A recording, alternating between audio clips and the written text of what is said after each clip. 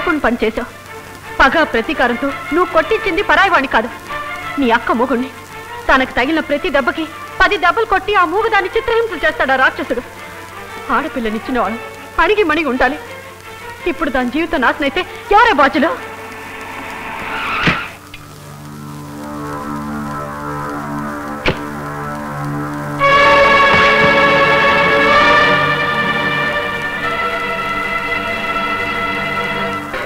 నీ మరిది నా ఒంటి మీద చెయ్యేసినప్పుడే మరిద్దరి మధ్య బంధం తెగిపోయిందే.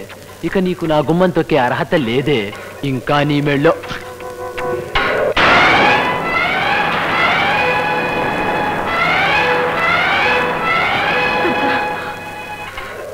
నా ప్రాణానికి ప్రాణమైన మోహిని నీ మొగుడి ఊరించి వెలయించాడు కదూ. ఇదే తాళి మోహినికి కట్టి ఇదే ఇంట్లో కాపురం పెడతా. ఎవడేం చేస్తాడో చేసుకోండి.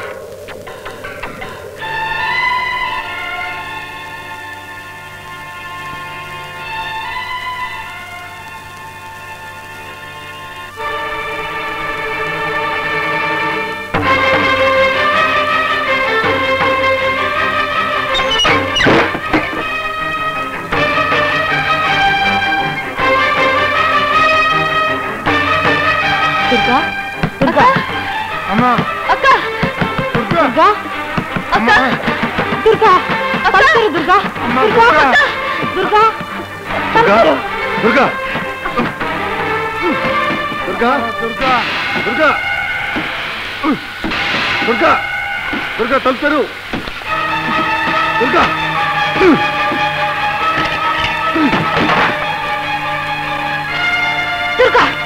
ఏంటి పిచ్చి పని? నువ్వేం తప్పు చేసావని నిన్ను నువ్వు ఇలా శిక్షించుకుంటున్నావు? అసలు దేవుడు అనేవాడు ఉంటే నిన్ను ఇలా మూగదానిగా పుట్టించినందుకు, నీ బ్రతుకులో ఇన్ని కష్టాలు సృష్టించినందుకు వాడికి పడాలమ్మా శిక్ష, నీకు కాదు. నువ్వు మళ్ళీ ఇలాంటి ఆగాచం చేస్తే నా మీద ఒట్టు. మీ ఆవిడ మెడలో తాళి తెంపేశావు, మెడబట్టి గెంటేశావు. సరే, గద్దెల్లాంటి మీ ఊరి పెద్దలు నిన్ను పీకు తినరు. నిన్ను నా దాన్ని చేసుకోవటం కోసం ఏమైనా చేస్తాను మోహిని. ఆ గద్దల నోళ్ళు ఎలా మోయిస్తానో చూడు. దుర్గని ఇంటోంచి గెంటేయటం కరెక్టేనని వాళ్ళను టమాటా ఎలా చెప్పిస్తానో చూడు. మాస్టర్ గారు అమ్మాయి దుర్గమెళ్ళలో తాళి తెంచి పుట్టింటికి గెంటేశావట. దీనికి నీ సంజాయిషి ఏమిటి? ఈ పని నేను కావాలని చేశాను. తలుచుకుంటే గుండె పగిలిపోతుందండి, రక్తం మరిగిపోతుంది. ఏదో మాస్టర్ గారి మీద గౌరవం కొద్దీ మాట్లాడాలని తెలిసి కూడా ఈ మూగముద్దను పెళ్లి చేసుకున్నానండి. మా చెల్లెల్ని పెళ్లి చేసుకుంది మా నాన్నగారి మీద ఉన్న గౌరవంతో కాదు, ఆయన సహాయంతో రాజకీయంగా లాభం పొందడానికి. అమ్మా, అతను పూర్తిగా చెప్పేంత వరకు మీరెవరూ మాట్లాడకండి. చెప్పయ్యా. పెళ్లి జరిగిన తర్వాత తెలిసిందండి నిప్పులాంటి నిజం, గుండెలు పిండే నిజం. నా భార్యకి తన బావ గోపితో సంబంధం ఉందని.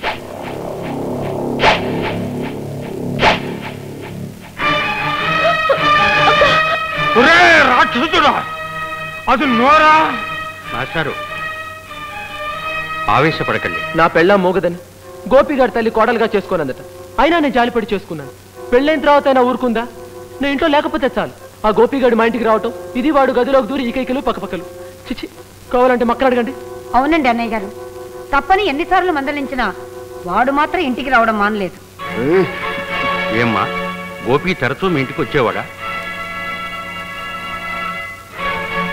వచ్చేవాడని చెప్పడానికి భాగ్యలక్ష్మి గారి సాక్ష్యం ఉంది. కాదని చెప్పడానికి నీ తరపున సాక్ష్యం ఎవరైనా ఉన్నారా?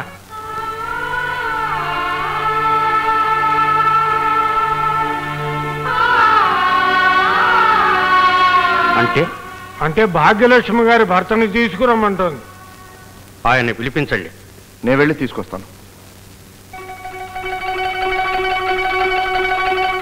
అదొకటే కదండి, గోపిగాడు పెళ్ళాండ 30,000 కొట్టేసి అర్ధరాత్రి రహస్యంగా తెచ్చి నా పెళ్ళానికి ఇచ్చాడు. దొంగతనం చేసి ఇచ్చేది ఉంచుకునేదానికే కదండి. అంతే కదండి, నా ఇంట్లో నగలు నాకు తెలియకుండా గోపిగాడికి ఇచ్చిందండి నా పెళ్ళాం. అయినా ఇంటి పరువు కాపాడటం కోసం ఇన్నాళ్ళు ఇవన్నీ నాలోనే దిగమింకున్నానండి. కానీ ఓర్పు కూడా హద్దుంటుందండి. ఇక భరించలేక దానికి ఏం చేశాను? ఏమండి, నన్ను ఒక విషయం చెప్పనివ్వండి. గోపి దుర్గా బావ మరదుళ్ళైనా అన్నా చెల్లెల్లా పెరిగారు. వాళ్ళని పసితనం నుంచి చూస్తున్న నేను దానికి సాక్షి.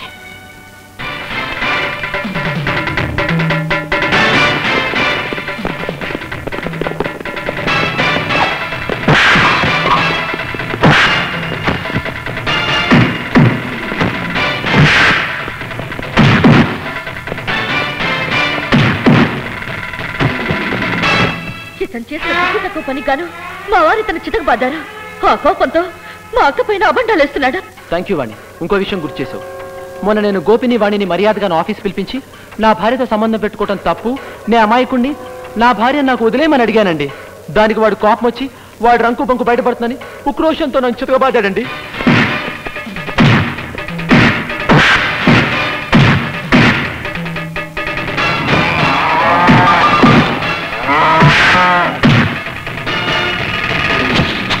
రవి, ఆ నాలికి నల ఉందా లేదా?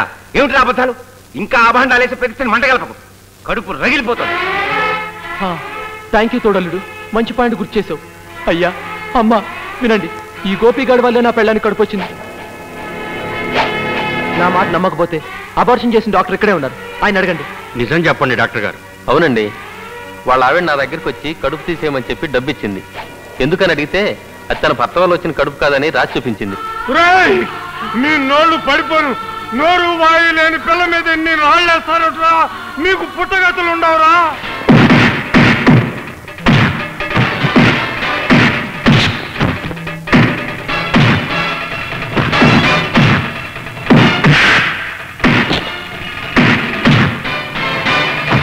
డాక్టర్ గారు ఏదో చెప్తున్నారు, దానికి నీ సమాధానం ఏమిటమ్మా?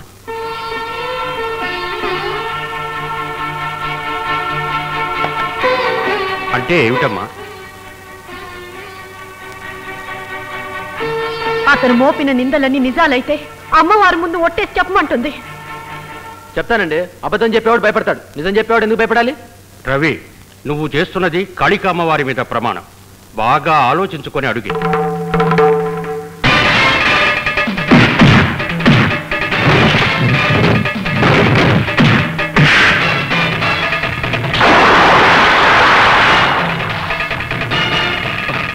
రండి.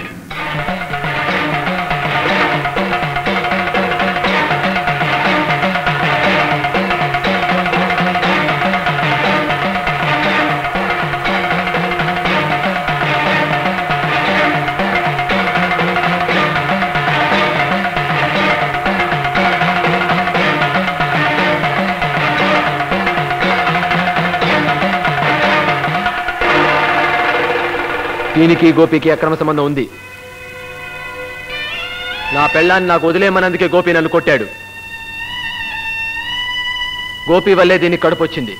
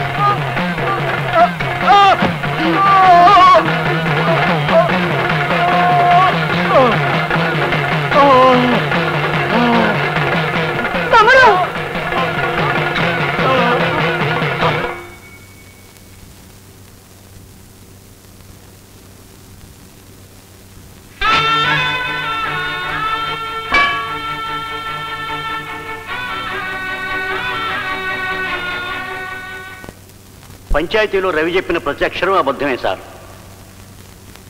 దుర్గా గంగంతటి పవిత్రురాలు.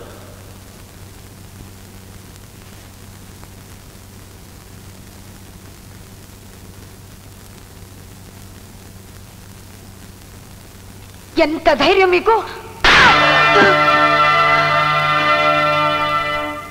అయ్యా, తమరి ముందు తప్పు చేశాను. నాకు మీరు శిక్ష వేయదలుచుకుంటే ఇప్పుడు దీన్ని కొట్టినందుకు కాదు, ఇంతకాలం దీన్ని కొట్టినందుకు వేయండి. వాదోపవాదాలు విన్న తరువాత ఐపీసీ 300 ఎక్సెప్షన్ 1 క్రింద ముద్దాయి దుర్గను నిర్దోషిగా నిర్ణయించి విడుదల చేయడమైనది.